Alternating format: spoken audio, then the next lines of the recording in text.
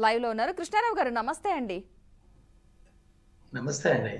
ఇప్పుడు ప్రెజెంట్ మనం చూస్తున్నాం, అటు హర్యానాలోనేమో బీజేపీ కాంగ్రెస్ పోర్ అనుకున్నాం, కానీ అటు బీజేపీ ఎగ్జిట్ పోల్స్ వచ్చిన ఫలితాలంటే కొన్ని సర్వే సంస్థలు చేసిన సర్వేలు అయితే కొంచెం రివర్స్ అయిన వైన్ అయితే మనం చూస్తూ ఉన్నాం. సో హర్యానాలో పరిస్థితి ఏ విధంగా ఉందనుకోవచ్చు అంటారు ప్రస్తుతానికి అయితే? హర్యానాలో ఇంకా టఫ్ ఫైటే నడుస్తుందని చెప్పుకోవాలి.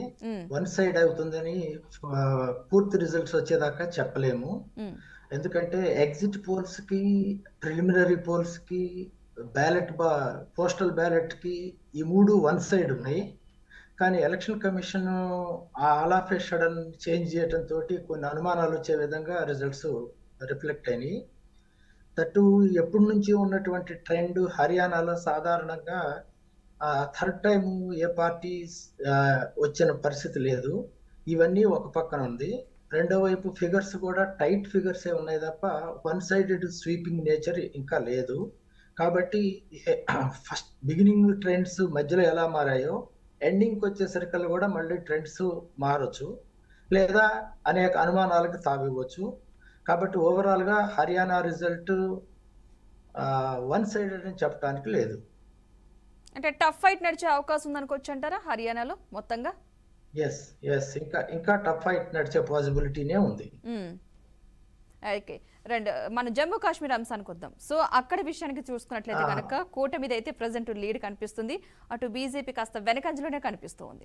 సో అక్కడ కూడా ఏమైనా తారుమారయ్యే అవకాశాలు అనుకోవచ్చు అంటారు? ప్రజెంట్ ఉన్న సిచ్యువేషన్ కంటిన్యూ అవుతుంది అనుకోవచ్చు అంటారా? జమ్మూ కాశ్మీర్ లో ఆ ట్రెండ్ కనపట్టలేదు లీడ్. ఎందుకంటే బిగినింగ్ నుంచి వచ్చిన ట్రెండ్స్ కనిపిస్తున్న లీడ్, తర్వాత అలయన్సెస్ అవంతా అంటే టఫ్ లో నుంచి అడ్జస్ట్మెంట్ అటు ఇటు స్వింగ్ అయ్యే దానికి పాసిబిలిటీ ఉంది. కానీ ఇది టఫ్ కంటే కూడా కొంచెం దూరంగా ఉంది. కాబట్టి Jammu Kashmir almost one sided అయిపోయినట్టే అనేది ఇంకా ఫ్రంట్ గవర్నమెంట్ ఫామ్ చేసినట్టుగా చెప్పొచ్చు. అయితే జమ్మూ కాశ్మీర్ ఎలక్షన్స్ ని అనలైజ్ చేస్తే ఆర్టికల్ 370కి ఇదేమైనా ప్లెబిసైటా, వెరడిక్టా, లేకుంటే పీపుల్స్ ఒపీనియన్ రిఫ్లెక్ట్ అయిందా అనేది ఇంకా చర్చ జరగాల్సినటువంటి పాయింట్. యాక్చువల్గా ఏంటంటే ఆర్టికల్ 370 రద్దు తర్వాత అది బీజేపీకి మొదటి ఎలక్షన్ కాబట్టి ఈ ఎలక్షన్ లో ఇప్పుడు మనం ఏమనుకున్నామనంటే అంతా పీస్ఫుల్ గా ఉంది, ఎక్కడ అసలు ఉగ్రవాదులే లేరు, లేకుంటే అప్పుడెప్పుడు మానిటరింగ్ జరిగేటప్పుడు డిమానిటైజ్ చేసినప్పుడే అసలు జమ్మూ కాశ్మీర్ మొత్తం ప్రశాంతంగా ఉంది అవన్నీ అని వినుకుంటూ వచ్చాం. కానీ జమ్మూ కాశ్మీర్ లెఫ్టినెంట్ గవర్నర్ ఇచ్చిన జవాబులు, వేరియస్ వీడియోస్ రావటం, అక్కడ ఉన్నటువంటి పరిస్థితి యాక్చువల్ పరిస్థితిని పూర్తిగా రిఫ్లెక్ట్ అయిందా లేదా అనేది డౌట్ఫుల్ గా ఉంది. ఇప్పటికైనా అంటే ఇప్పుడు జమ్మూని రెండు రాష్ట్రాలుగా విభజించిన తర్వాత ఒక పార్ట్ లో ఉన్న దాంట్లో ఈ విధంగా ఉండటం అనేది ఒకవైపు నుంచి చూడాలి. ఎందుకంటే లడక్ లో ఈ విధంగా వాతావరణం ఉంటుంది అనేది చెప్పలేము. అది వన్ సైడెడ్ ఇంకో రకంగా ఉండే అవకాశం ఉంది. ఇక ఎక్స్పెక్టెడ్ గా బీజేపీ వన్ సైడెడ్ గా ఉండాల్సిన జమ్మూలోనే ఇంత టఫే కాదు, ఆల్మోస్ట్ వెనకబడిపోయింది. అది ఆల్మోస్ట్ క్లియర్. ఎందుకంటే ఇంకా అంత లీడ్ ని, సెంట్స్ ని, ఎంత మెజారిటీ ఎంత ఉన్నా కూడా సెట్ అయ్యేదానికి అవకాశం లేదు. కాబట్టి పాయింట్ 1 ఆర్టికల్ 370 ప్రో బీజేపీగా ఉందా లేదా అనేది ప్రజల తీర్పు ప్రకారం చూస్తే లేదు. ఇది జమ్మూ మొత్తం ఏదో ఒక దేశానికి సరెండర్ అయిందనో, అక్కడ ఎప్పుడు అలజడే ఉందనో, ఏమీ ప్రశాంతం లేదనో అని చెప్పిన వన్ సైడ్ పబ్లిసిటీకి ఇప్పుడు వస్తున్నటువంటి ప్రజాభిప్రాయానికి సరైనటువంటి రిఫ్లెక్షన్ కనిపించట్లేదు. ఓవరాల్ గా చూస్తే జమ్మూ కాశ్మీర్ ప్రజలు అదర్ దాన్ ఆర్టికల్ 370 కాశ్మీర్ ని కోరుకున్నారు అనేది అర్థమవుతుంది. అంటే అక్కడ కొంత ఫస్ట్ నుంచి కూడా బీజేపీకి అటు జమ్మూ కాశ్మీర్లో సమానంగా అటు నుంచి ఇన్ని ఇయర్స్ నుంచి కూడా మూడోసారి కూడా అలాగే వెళ్తూ ఉంది. ఎక్కడ హైప్కి తీసుకెళ్లేదు, ఇలాగని డౌన్కి చేసేయలేదు ఎక్కడ కూడా మనకి చూసినట్టే. కానీ ఈసారి బాగా ఎక్స్పెక్ట్ చేశారు అటు బీజేపీ నుంచి. ఎందుకంటే ఆర్టికల్ 370 2019లో రద్దు చేశారు కాబట్టి దానికి సంబంధించి ఏమన్నా ఎఫెక్ట్ పడే అవకాశం ఉంది, అది ప్లస్ అయ్యే అవకాశం ఉందని చెప్పేసి అనుకున్నారు. సో అది పనిచేయలేదంటారు ఇక్కడ? 100% పని చేయకపోగా నెగిటివ్ ఎఫెక్ట్ ఇచ్చింది అని అనటానికి ఇప్పుడు అదే యునైటెడ్ జమ్మూ కాశ్మీర్ గా చూసుకొని ఉంటే ఈ మాత్రం కూడా బీజేపీకి వచ్చి ఉండేది కాదు. డివైడెడ్ జమ్మూలో బీజేపీ డామినేటెడ్ ఉన్న ఏరియాలో ఆఫ్టర్ ఆర్టికల్ 370 స్వీప్ చేయాల్సి ఉండే. లేదా ఆంధ్రాలో కనుక కూటమి ఎలా అయితే స్వీప్ చేసిందో ఆ విధమైన ట్రెండ్ ఎక్స్పెక్ట్ చేసింది. ఈవెన్ ఎగ్జిట్ పోల్స్ కూడా హర్యానాలో చెప్పినట్టుగా జమ్మూలో చెప్పలేదు. Slight tough competition, single largest party, alliance coalition government formation ఆ దృష్టితోటి చూశారు తప్ప ఇట్లా కాంగ్రెస్ కి ఇంత edge that opposition, divided opposition, unified opposition contest కూడా జరగలేదు ఏది అపోజిషన్ లో అదర్ దాన్ బీజేపీలో. అయినప్పటికీ ఈ ట్రెండ్ ఉంది అని అంటే ఇది ప్రజాభిప్రాయం ఆర్టికల్ 370కి వ్యతిరేకంగా రిఫ్లెక్ట్ అయింది అనే దాన్ని అనలైజ్ చేయడానికి పాసిబిలిటీ ఉంది. ఓకే, మొత్తంగా హర్యానాలో బీజేపీ కాంగ్రెస్ మధ్య పోరు నరాలు తెగే ఉత్కంఠనైతే కొనసాగిస్తోంది. నువ్వా నేనా అన్న రీతిలో అయితే అక్కడ ఎగ్జిట్ ఫలితాలు కూడా వెలువడుతున్న భయం అయితే చూస్తూ ఉన్నాం. మొత్తంగా ఉదయం నుంచి ఉదయం తర్వాత 10 తర్వాత ఒక్కసారిగా సీన్ మారిపోయిందని అనుకోవాలి. అటు కమల్నాథ్లు కూడా అనూహ్యంగా ముందంజలోకి వచ్చారు. ప్రస్తుతం బీజేపీ అభ్యర్థులే ముందంజలో కొనసాగుతున్నట్లుగా తెలుస్తుంది. అంటే కాంగ్రెస్ అభ్యర్థులు కూడా సమాన స్థితిలో ఉన్నట్టుగా అయితే తెలుస్తుంది. నువ్వా నేనా పోటీ అయితే కొనసాగుతుంది. అటు ఇతరులైతే తక్కువ స్థానాల్లో మాత్రమే లీడ్లో కొనసాగుతూ ఉన్నారు. రాష్ట్రాన్ని ప్రభుత్వం ఏర్పాటు చేయాలంటే అక్కడ ఏ పార్టీకైనా సరే 46 స్థానాలు అవసరం. అయితే అక్కడ ఆమ్ ఆద్మీ పార్టీ అయితే పోటీ చేసినా కూడా ఇప్పటి వరకు కూడా ఖాతా తెరవకపోవడం అయితే గమనార్హం. మొత్తంగా కృష్ణారావు గారు చెప్పండి, ఇప్పుడు హర్యానా విషయానికి వస్తే కనుక ఆమ్ ఆద్మీ పార్టీ చూస్తే కనుక అక్కడ ఎలాగా కనిపించిన పరిస్థితి అయితే చూస్తున్నాం మనం. సో ఏంటి దాని హవా కొంచెం కూడా అంటే ఇతరుల కంటే మామూలుగా ఇండిపెండెంట్ అభ్యర్థులు పోటీ చేసే వైనం కూడా ఆమ్ ఆద్మీ పార్టీ చేయలేకపోతుంది, అంటే అంతగా తన రిజల్ట్ చూపించుకోలేకపోతుంది అంటే ఏమనుకోవాలి అసలు? ఇక్కడ ఒకటి స్పష్టంగా రిఫ్లెక్ట్ అవుతున్న విషయం ఏంటంటే అండి, ఒకసారి ప్రజలు ఎవరిని ఓడించాలి అనే నిర్ణయం తీసుకున్నప్పుడు ఓడించడానికి ఎవరు ముందుకు వస్తారు అనే దాన్ని విశ్లేషణ, అది మనలాంటి వాళ్ళు ఎవరో చదువుకున్న వాళ్ళు ఎంతో దీర్ఘంగా ఆలోచించి ఎంతో స్టాటిస్టిక్స్ తీసి అనాలిసిస్ చేస్తారు అనుకోవాల్సిన పని లేదు.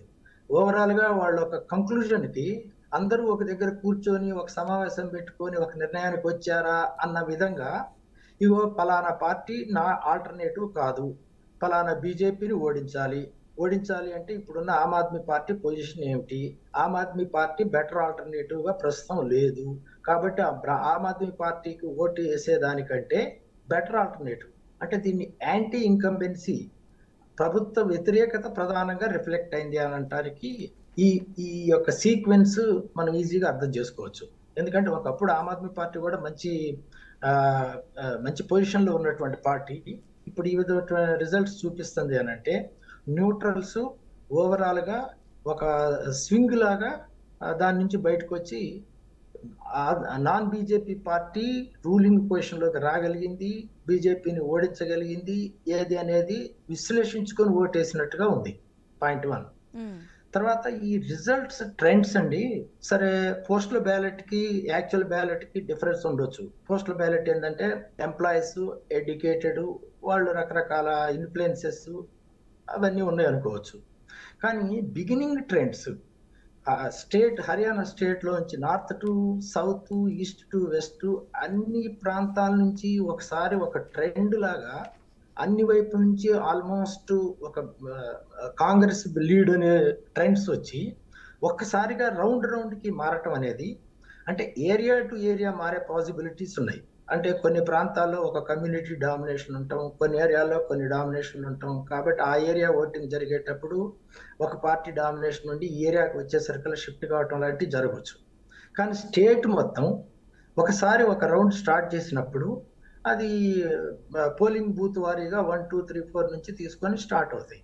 స్టేట్ అంతా ఒక ట్రెండ్ కంటిన్యూ అయ్యి ఒక్కసారిగా ట్రెండ్ అప్సెట్ అవ్వటం.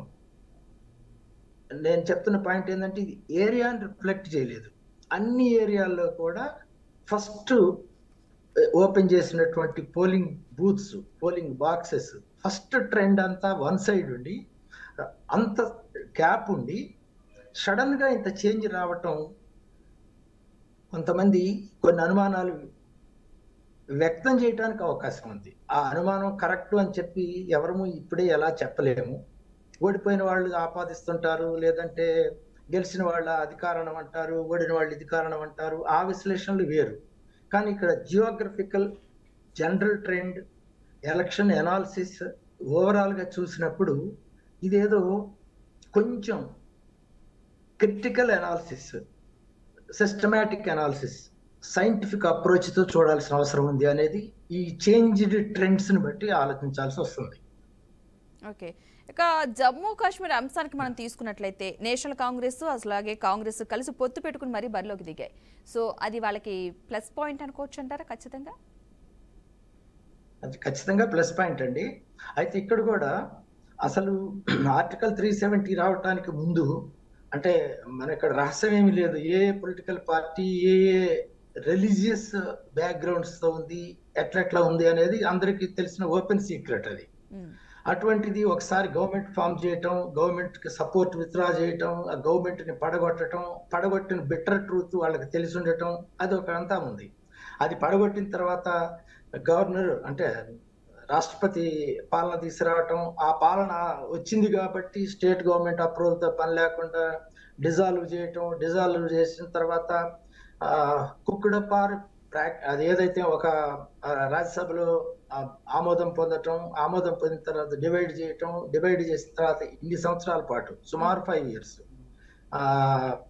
పరోక్షంగా సెంట్రల్ గవర్నమెంట్ అంటే అంతకుముందు గవర్నమెంట్ లో ఉండి బీజేపీ, ఆ తర్వాత రాష్ట్రపతి పేరు మీద బీజేపీ ఉండి పరిపాలన కొనసాగించటం, ఇంత ట్రెండ్ ఇంత అయిన తర్వాత ఒకటి జమ్మూ ఏరియాలో నో డౌట్ బీజేపీ డామినేషన్, ఆ కమ్యూనిటీ బీజేపీ జనరల్ గా రిఫ్లెక్ట్ చేస్తుంది అనుకునేటువంటి కమ్యూనిటీ డామినేషన్, 2 ఇంతకాలం అధికారంలో ఉండటం, 3 అసలు అక్కడ ఏ అశాంతి లేదు, మొత్తం ప్రశాంతంగా ఉంది అని చెప్పి వస్తున్నటువంటి ఈ ట్రెండ్, టూరిజం చెలవల పలవలుగా పెరిగింది అని చెప్పుకుంటున్నటువంటి దశ, ఈ అన్నిటి బ్యాక్గ్రౌండ్ లో ఈ తీర్పు రావటం అనేది ఇది దేశానికి తలమానికం లాగా సింధూరం లాగా ఉన్నటువంటి Jammu Kashmir reflect future trends ని రిఫ్లెక్ట్ చేస్తుందని చెప్పొచ్చు.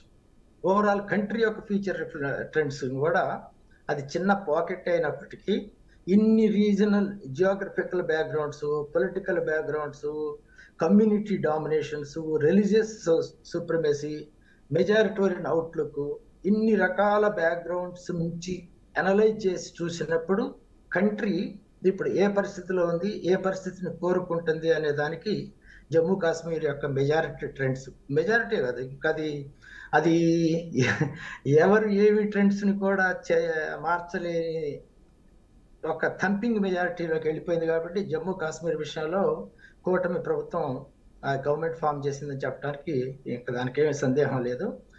కానీ ఈ రిజల్ట్స్ మాత్రం ఖచ్చితంగా డెమోక్రసీని సేవ్ చేయటం కోసం జరిగినటువంటి ఒక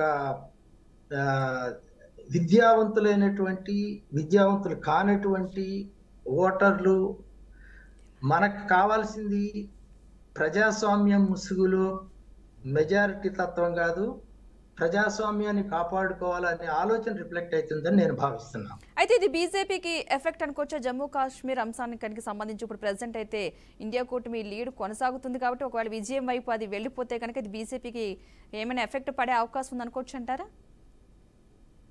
ఎఫెక్ట్ తప్పకుండా. ఏంటంటే ఎంతమంది ఎంత చెప్పినా అది ఎప్పటి నుంచో అట్లుంది అంటే దాన్ని కొంచెం వెనక్కి పోయి చూస్తే 2023 పార్లమెంట్ ఎలక్షన్స్ కు ముందు ఆప్కీ బార్ బీజేపీ సర్కార్ అని అనలేదు, వచ్చేది మోడీ సర్కార్ అని అన్నారు.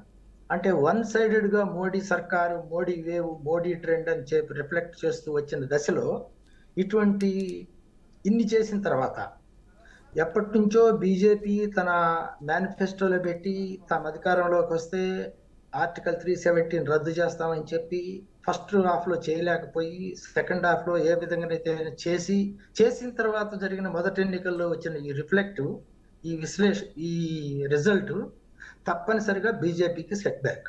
Okay okay right, thank you అండి కృష్ణారావు గారు, మంచి విశ్లేషణ అందించారు. థ్యాంక్ యూ సో మచ్ అండి. చంద్రకాంత్ గారు, అదేవిధంగా రఘునాథ్ బాబు గారు. రైట్, చిదంబరం గారు చెప్పండి, మొత్తంగా ఇప్పుడు ప్రజెంట్ హర్యానా అంశానికి సంబంధించి కావచ్చు, జమ్మూ కాశ్మీర్ అంశానికి సంబంధించి కావచ్చు, ప్రజెంట్ ఏ పార్టీ లీడ్లో ఉన్నాయి, ఎంతెంత లీడ్లో ఉన్నాయి, అప్డేట్స్ ఏంటి? అయితే ఈ లీడ్స్కి సంబంధించి చూస్తే మాత్రం చాలా క్లియర్గా హర్యానాలో మ్యాజిక్ ఫిగర్ని దాటి బీజేపీ పార్టీ అధికారం దిశగా దూసుకుపోతున్న విషయం మనకు కనిపిస్తుంది. అందులో అంటే 90 స్థానాలకు గాను జరిగిన ఎన్నికల్లో 46 స్థానాలు ఏ పార్టీ చేజిక్కించుకుంటే అది సింగిల్ లార్జెస్ట్ పార్టీ, అలాగే మ్యాజిక్ ఫిగర్ని దాటిన పార్టీగా వ్యవహరించాల్సిన అవసరం మనకు కనిపిస్తుంది. అందులో ఇప్పటికే దాదాపుగా 50 స్థానాలకు పైగా బీజేపీ పార్టీ ఆధిక్యంలో ఉన్న సరే 47 స్థానాల్లో చాలా క్లియర్ మెజారిటీతో ముందుకు వెళ్తున్నట్టుగా మనకు సమాచారం ఉంటుంది. దాని ప్రకారం చూస్తే హర్యానాలో ఇక అధికారాన్ని చేపట్టడం అనేది చాలా క్లీన్గానే మనకు కనిపిస్తుంది. ఎందుకంటే ఇప్పటికే హ్యాట్రిక్ దిశగా బీజేపీ ముందుకు వెళ్తోంది అన్న విషయం పైన ఇప్పటికే అక్కడ సంబరాలు కూడా మొదలైన పరిస్థితి మనకు కనిపిస్తుంది. అయితే కాంగ్రెస్ పార్టీ ఇనిషియల్గా మాత్రం ఇక్కడ మొదటి రౌండ్లోనూ అందులో ముఖ్యంగా ఏదైతే పోస్టల్ బ్యాలెట్స్ అందులో ఆధిక్యం కనబరిచిన నేపథ్యంలో 2 రాష్ట్రాల్లోనూ బీజేపీ పార్టీ ఓడిపోతుంది, కాంగ్రెస్ పార్టీ విజయ దుందుబి మోగించబోతోంది అంటూ విధంగా కూడా వాళ్ళు మాట్లాడిన సందర్భం చూసాం. కానీ ప్రస్తుతానికి ఇప్పుడున్న సమాచారం ప్రకారము కాంగ్రెస్ పార్టీ మూడోసారి అంటే హ్యాట్రిక్ ఓటమిని చవి చూడాల్సిన పరిస్థితి హర్యానాలో కనిపిస్తోంది. 46 సీట్లకు ఇప్పుడే అంటే 48 సీట్లు ఇప్పటికే అధికారంలో ఉన్న బీజేపీ పార్టీ ఇంకొక 26 సీట్లలో కాంగ్రెస్ పార్టీ ఆధిక్యతతో ముందుకెళ్తోంది. అంటే క్లియర్ కట్ మెజారిటీతో ముందుకెళ్తుంటే అక్కడ ఇతరులు కూడా దాదాపుగా 10 స్థానాల్లో అంటే 5 అభ్యర్థులు ఎవరైతే ఉన్నారో ఇండిపెండెంట్ అభ్యర్థులు అక్కడ ముందంజలో ఉన్న పరిస్థితి మనకు కనిపిస్తుంది. ఎందుకంటే 5 అభ్యర్థులు మనం గమనించినా సరే చాలా క్లియర్గా అక్కడ అంటే ఏదైతే ప్రజలు ఇస్తున్న డెసిషన్ బట్టి మనకు చూస్తుంది. ఎందుకంటే హర్యానాలో 5 ఉన్నారు మొత్తం. లద్వాలో సీఎం నయీబ్ సైని ముందంజలో ఉంటే అలాగే ఖులానాలో వినేష్ ఫోగట్ కాస్త వెనుకబడినట్టుగా జరుగుతుంది. అక్కడ ఎప్పటికప్పుడు అంటే ప్రతి రౌండ్కి అక్కడ ఆధిక్యత మారుతున్న నేపథ్యంలో వినేష్ ఫోగట్ వెనుకంజలో ఉన్నట్టుగా మనకు తెలుస్తుంది. ఇక ఖైదాల్లో కాంగ్రెస్ అభ్యర్థి ఆదిత్య నూర్జేవాలా ముందంజలో ఉంటే ఏదైతే మనం చెప్తున్నామో సావిత్రి జిందాల్ మాత్రం ఇండిపెండెంట్గా అక్కడ ముందంజలో ఉన్న పరిస్థితి మనకు కనిపిస్తుంది. ఎల్నాబాద్లో కాంగ్రెస్ అభ్యర్థి అభయ్ సింగ్ చౌతాలా వెనుకంజలో ఉంటే అక్కడ దుబ్బాలిలో దిగ్విజయ్ సింగ్ చౌతాలా కూడా వెనుకంజలో ఉన్నట్టుగా కనిపిస్తుంది. 2 ఆధిక్యాల్లో కూడా